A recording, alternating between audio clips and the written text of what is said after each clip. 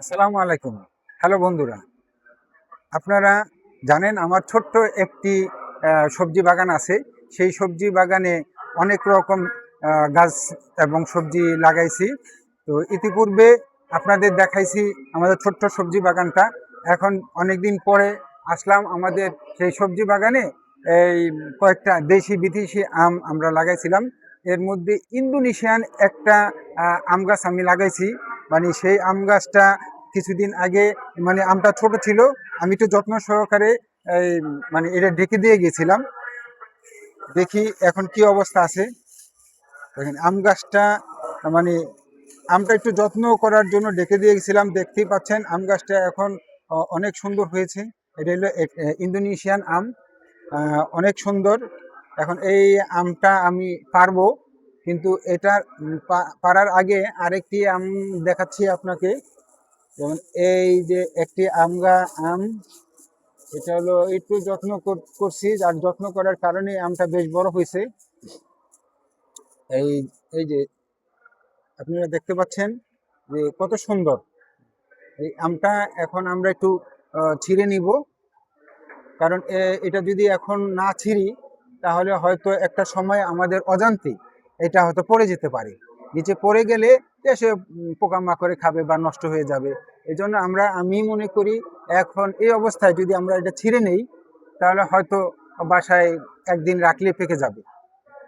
তো সামনে আসো, একটু ছিঁড়তেছি। বিসমিল্লাহ।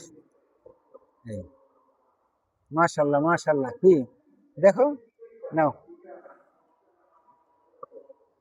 একটাতেই তো ভরে গেছে। আর আরেকটা কোথায় নেব? এটা হাতে রাখো, আসো। ও, তারপরে এই যে এটা আপনারা দেখতে পাচ্ছেন ইন্দোনেশিয়ান আম। আমি এত বড় আসলে কখনো দেখি নাই সরাসরি গাছে। হয়তো বাজারে বিক্রি করতে দেখছি, কিন্তু সরাসরি গাছে আমি কখনো দেখি নাই। মাশাল্লাহ, আমার এই আম, আমি যদি একটু সময় দিতে পারি নাই, যতটুকু কষ্ট করছি এই গাছের পিছনে, তো ইনশাল্লাহ আল্লাহ পাক আমার কষ্টর যে রেজাল্ট দিছে। এই দেখতেই পাচ্ছেন খুব সুন্দর আমটা হয়েছে। এটা এত সুন্দর কালার আমি আসলে প্রথম দেখলাম। তো ছিঁড়ে নিচ্ছি আমটা। নাও, তুমি ধরতে পারবা তো বাবা? এটা আমার মেয়ে আমার সাথে আসছে আমাকে সহযোগিতা করার জন্য।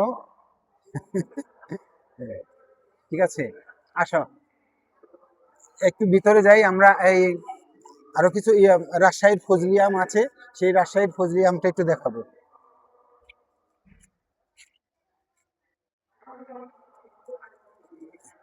এই যে এখানেও কিছু আম আছে, যেটা আমরা আসলে একটু কয়েকদিন আগে এসে এই যে কাগজ টাগজ দিয়া যাতে শিল টিল না পড়ে এজন্য ঢেকে দিয়ে গেছিলাম। এই যে দেখতেই পাচ্ছেন এখন এটা পারবো কি না, না আরো কিছুদিন থাকবে আসলে বুঝতে পারতেছি না। আচ্ছা, এইটা না হয় আর কয়েকদিন পরে আমরা ছিঁড়ি। তারপরে এই যে এর পাশে আরেকটা গাছ দেখি আমরা। এই যে এই যে দেখছেন, দেখতেই পাচ্ছেন অনেক সুন্দর। মানে এক জোপ্পা আম গাছ, আম। এটা আসলে আহ, মানে না দেখলেই বিশ্বাস করার মতো না। যদি আপনাদের বলি যে আমার গাছে অনেক সুন্দর সুন্দর আম হয়েছে, বড় বড় আম হয়েছে, কিন্তু আসলে মানে বিশ্বাস করার মতো না। কিন্তু তাই আমি আপনাদেরকে ছোট্ট করে একটু ভিডিও করে দেখাচ্ছি। যে দেখতেই পাচ্ছেন যে এত সুন্দর আম আসলে এই গাছে ধরবে আমি চিন্তাই করি নাই, কল্পনাই করি নাই।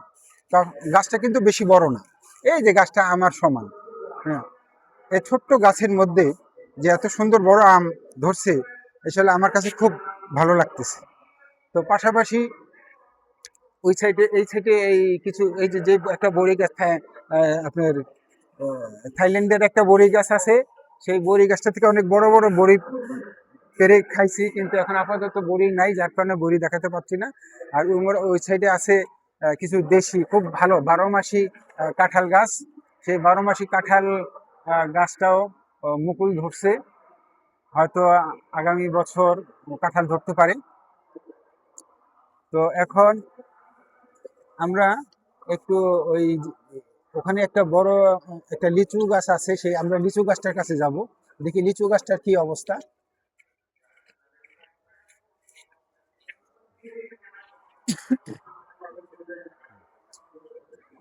এখানে এই যে দেখতে পাচ্ছেন, এটা রাজশাহীর লিচু গাছ, খুব মানে 12 মাসি বলা চলে। ওখান থেকে যারা দিছে এরা বলছে যে 12 মাস লিচু ধরবে। হয়তো বা লিচু ধরার এখনো সময় হয় নাই। তো গাছটা খুব সুন্দর। এখানে যারা গাছ বিশেষজ্ঞ এরকম একজনের সাথে আলাপ করছি, তারা বলছে যে এই গাছটা আপনাদের খুব ভালো গাছ, আপনারা একটু যত্ন করেন তাহলে বড় ভালো ফল দিবে এটার মধ্যে। এই জন্য আসলে আমি তো একটা ছোটখাটো চাকরি করি, যার কারণে সময় স্বল্পতার কারণে বেশি একটা যত্ন নিতে পারি না। তাই এই আপনারা আমার জন্য দোয়া করবেন। আর আমার এই যে আমটা দেখাইলাম, এই আমটা আপনাদের কাছে কেমন লাগলো একটু কমেন্টস করে জানাবেন। দেখি আমটা আবার একটু দেখাও। এই যে দেখতে পাচ্ছেন, মানে এই ফল দুইটা মানে কিরকম লাগছে, আমার তো অনেক ভালো লাগতেছে। আপনাদের কাছে কেমন লাগলো আশা করি কমেন্টস করে জানাবেন। সবাই ভালো থাকবেন, ধন্যবাদ, আল্লাহ হাফিজ।